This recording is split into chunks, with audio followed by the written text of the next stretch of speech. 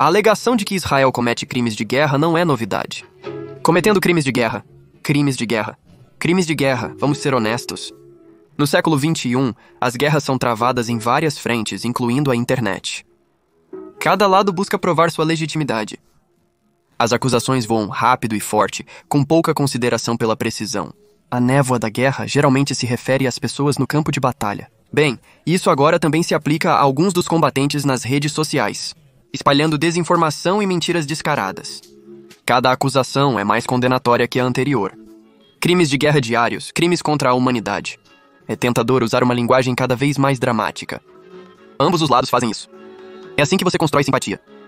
Mas devemos ter cuidado. Palavras como crime de guerra têm definições legais realmente acordadas. Então é verdade? Israel comete crimes de guerra conforme definido pelo direito internacional?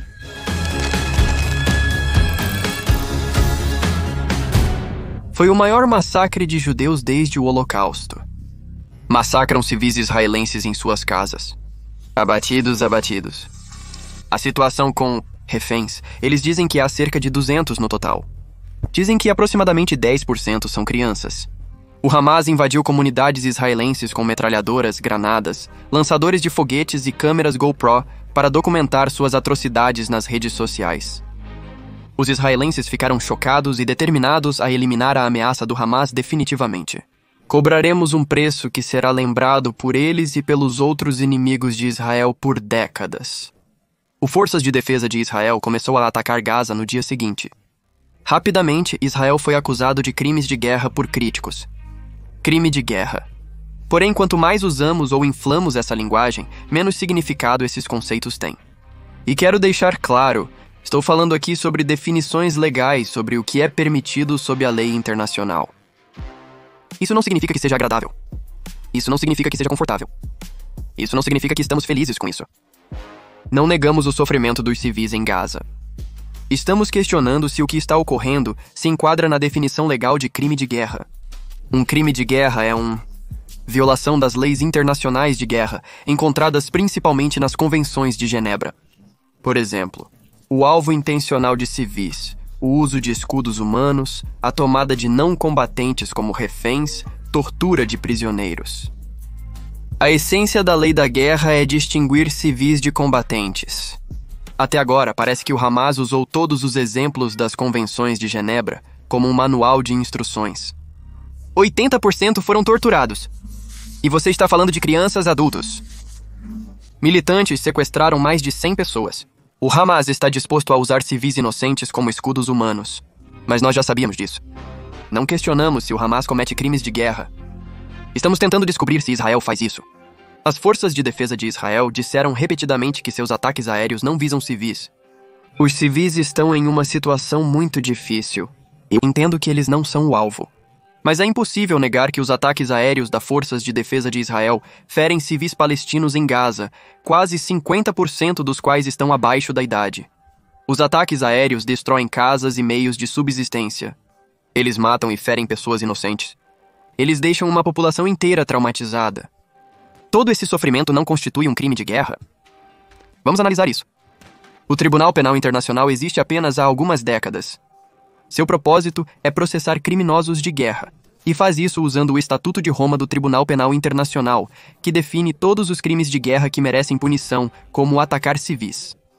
Apesar do Hamas abertamente massacrar civis inocentes, não há relatórios confiáveis de que as forças de defesa de Israel tenham intencionalmente mirado em civis. Por mais terrível que seja, a definição legal de um crime de guerra depende da intenção. Um ataque é destinado a matar civis ou não, e se a resposta for não, então os ataques aéreos israelenses não podem ser considerados um crime de guerra. Como sabemos as intenções de Israel? Bem, eles nos disseram: no momento estamos lutando uma guerra, e estamos lutando contra uma organização terrorista, não contra a população, e nos certificamos de que eles saibam para onde ir para que possam sair do perigo. As forças de defesa de Israel emitiram ordens de evacuação para os residentes civis de Gaza. Panfletos israelenses alertaram aos gazenses que têm apenas 24 horas para se afastar da fronteira. Mais da metade fugiu para minimizar as baixas, assim como os milhares de israelenses no norte e sul de Israel, ameaçados pelo Hezbollah e Hamas, respectivamente. Então, não, As mortes de civis em Gaza, embora trágicas e dolorosas, 8 comunidades devem ser evacuadas. As mortes de civis em Gaza, embora trágicas e dolorosas, não são um crime de guerra por parte de Israel. Para que as mortes de civis sejam um crime de guerra, essas mortes teriam que ser direcionadas e intencionais. E simplesmente não são. A evacuação de civis de Gaza é uma tentativa de salvar vidas civis. Ok, o que vem a seguir? A maior crítica que ouvimos repetidamente é que os ataques de Israel a Gaza são desproporcionais. O contraste acentuado nas baixas de ambos os lados também sugere uma resposta totalmente desproporcional. E isso parece um crime de guerra. Ainda que Israel não mire em civis intencionalmente, é difícil ignorar o número de mortos e as cenas de destruição vindas de Gaza. O número rapidamente crescente de mortos no enclave agora ultrapassou a marca de 5.700. Segundo o Ministério da Saúde de Gaza, milhares de palestinos morreram nos últimos ataques aéreos. Espere um momento. O Ministério da Saúde de Gaza parece oficial e legítimo. O Hamas administra o governo de Gaza. O Ministério da Saúde de Gaza é o Hamas. Os mesmos terroristas que massacram civis israelenses e convocam um dia de fúria contra os judeus em todo o mundo. Hamas convoca dia de fúria no mundo árabe e além. Judeus ao redor do mundo aconselhados a ficarem vigilantes hoje. Sim, eu não sei. Talvez não devêssemos aceitar seus estimativas de baixas como verdade absoluta. Suponhamos que o chamado Ministério da Saúde de Gaza esteja realmente cheio de pessoas honestas. Vamos supor por um instante que seus números são totalmente confiáveis. Os números relatados são altos. Isso indica um crime de guerra? A desproporcionalidade ou a falta dela importa quando se trata das leis de guerra? Acontece que meio que sim, mas não, do jeito que você pode pensar. Em outras palavras, não é sobre olho por olho, não é sobre vingança. Não é sobre revidar contra o seu inimigo na mesma proporção de como você foi atingido. Em suma, não se trata de retaliação. Não se trata de repetir as mesmas ações. Não é nem sobre o número de corpos, o que soa louco, eu sei, mas aqui está o porquê. Quando você julga a equação de um ataque baseado no número de pessoas que morreram, você não acaba protegendo os civis. Você acaba incentivando escudos humanos. O Hamas é habilidoso em relações públicas. Eles sabem que tem uma história convincente. Quanto mais civis morrem, mais eles podem justificar ataques contra Israel. E é por isso que eles têm um incentivo para usar escudos humanos. Quanto mais civis morrem, mais o Hamas ganha legitimidade. É repulsivo dizer isso, mas é verdade. Estava em seus planos para o dia 7 de outubro, e é óbvio de onde eles armazenam armas e de onde lançam ataques. O que a proporcionalidade diz é que, ao escolher um alvo militar, o dano civil previsto deve ser de certa forma proporcional à vantagem militar. Então, vamos supor que você está tentando eliminar um atirador em um prédio. Você não pode destruir o quarteirão inteiro. Isso significa que você poderia potencialmente mirar no prédio, mesmo que seja um prédio civil. Então, por exemplo, para eliminar um líder do Hamas, poderia ser proporcional destruir um prédio com civis dentro. O difícil é que não há um número. Não há uma proporção. Não é como se um grupo de países se reunisse e decidisse que, se a vantagem militar for valiosa, então um certo número de baixas civis é aceitável. Não existe fórmula matemática para calcular a perda de vidas civis. E isso faz sentido, pois codificar uma fórmula assim seria absolutamente macabro. Mas isso deixa muito espaço para a interpretação. Isso basta para tirar o sono de qualquer pessoa de bem. Não invejo quem precisa tomar tais decisões. Como você decide se vai demolir um prédio ou não, sabendo que está eliminando um dos principais arquitetos de um massacre e potencialmente prejudicando seus vizinhos que não têm nada a ver com o conflito? Esse tipo de decisão é um grande fardo para uma pessoa. Isso aflige profundamente todas as pessoas de bem que testemunham a violência com pesar. E a única coisa que pode nos dar algum conforto é saber que esses ataques podem prevenir mortes desnecessárias no futuro. Salvar milhões de vidas de terroristas que comprovadamente terminariam brutalmente essas vidas se tivessem a menor chance é o que você chamaria de um objetivo militar extremamente necessário e justo. É sobre a segurança do nosso mundo, a segurança dos Estados Unidos da América. Faz sentido, mas dói ver. Ok, última pergunta, e essa é grande. Em uma semana após o ataque do Hamas, Israel anunciou cortes de eletricidade, água e internet em Gaza. E enquanto esse tipo de ação pode ser destinado a pressionar o Hamas, também prejudica os civis. Os moradores de Gaza já enfrentavam infraestrutura precária e insegurança alimentar. Eles não têm eletricidade, saneamento ou acesso a água limpa suficientes. Nos últimos 17 anos, o Hamas usou o dinheiro de ajuda para financiar o terrorismo, em vez de melhorar o saneamento, tratamento de água e rede elétrica. Ainda pior, eles roubaram suprimentos humanitários cruciais como o combustível que a usina precisa para funcionar. E o cerco se intensificou quando Israel cortou a eletricidade e a água em resposta ao sequestro de pelo menos 200 israelenses pelo Hamas. Então esse cerco conta como um crime de guerra? Bloqueios ou cercos como o de Gaza não são proibidos pelo direito internacional.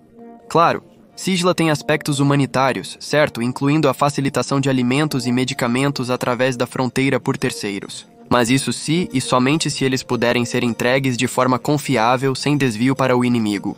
Apenas alguns dias atrás, a Organização das Nações Unidas confirmou que o Hamas estava roubando esses pacotes. Gaza está sob bloqueio desde que o Hamas chegou ao poder em 2006. O que isso significa? Gaza faz fronteira com 2 países, Egito e Israel. Ambos têm regras estritas sobre quem e o que pode entrar e sair da faixa. Comida? Verificar. Remédio? Verificar. Trabalhadores? 17 mil gazenses cruzam para Israel todos os dias para trabalhar. Eles faziam isso até 7 de outubro. Pessoas doentes? Sim, alguns gazãs recebiam tratamento médico em Israel. Para ser claro, bloqueios são legais internacionalmente. Egito e Israel impedem a entrada de qualquer mercadoria na faixa de Gaza. Mas isso é perfeitamente legal sob as regras de guerra. Eles não agem assim por insensibilidade ou para tornar a vida dos civis miserável. Eles mantêm o controle do que entra em Gaza porque o Hamas pode ser, digamos, criativo. Eles esvaziam os canos de água que a Europa doou para eles para usarem mísseis.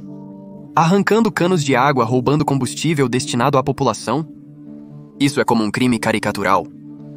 Por que o Hamas faria isso? Segundo os palestinos de Gaza, a resposta é bem simples. O Hamas é indiferente ao sofrimento palestino. Muitos gazenses estão cansados do Hamas. Como nós sabemos? Eles mencionaram isso na série documental Sussurrado em Gaza. Por que sussurrado? Porque é perigoso falar contra o Hamas. Cineastas disfarçaram vozes e identidades usando animação. Ainda assim, a raiva desses gazãs se manifesta. Na época do golpe, tínhamos muitas preocupações com a segurança dos partidos islâmicos. Não podemos discutir sobre o exército árabe.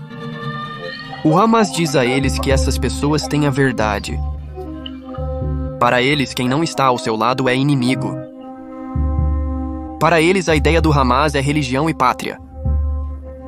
As pessoas nas ruas se opõem à religião e à pátria. É por isso que eles têm medo. Ouvindo esses testemunhos, parece que quase não importa que Egito e Israel controlem tudo o que entra em Gaza. Porque vamos ser honestos, o cidadão médio de Gaza só verá uma fração da ajuda ou suprimentos que entram na faixa. O Hamas rouba recursos, vendendo mercadorias de volta à população com preços inflacionados ou usando-as para atacar Israel. Sempre haverá pessoas que demonizam Israel simplesmente por existir. Escolherei acreditar que não é tão simples para muitos. Acredito que pessoas de bom coração escolhem com base no sofrimento civil que Israel comete crimes de guerra. Porém, após conversar com especialistas e testemunhar as táticas de Israel como soldado, posso afirmar com confiança que essa não é a intenção. E a intenção importa. É a base do direito militar internacional. Além disso, vamos ser bem claros aqui. Israel não ganha nada ao mirar intencionalmente em civis. O Estado judeu existe para manter o povo judeu seguro. E o povo judeu não está seguro em lugar nenhum quando Israel vai à guerra.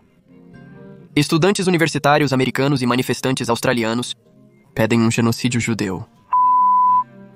Pessoas comuns na Espanha, Alemanha e Tunísia estão literalmente incendiando sinagogas. Eles acreditam que Israel está cometendo crimes de guerra. Então me diga, o que Israel ganha ao mirar propositalmente em civis em desafio direto à lei internacional? Nada. Absolutamente nada. Na verdade, está prestes a perder tudo. Sua reputação, sua segurança, a segurança da população judaica global, sua moralidade, sua alma. Então não, Israel não comete crimes de guerra, faz guerra de forma legal e de acordo com o direito internacional, e pode ser feio, infernal, terrível e deprimente, mas isso não é um crime de guerra. É apenas guerra. E eu espero que um dia, durante a minha vida, não haja mais guerra. Mas até que esse dia chegue, estou orgulhoso de viver em um país que tenta respeitar as regras da guerra e faz o seu melhor para proteger os civis. Em uma guerra complexa e dolorosa,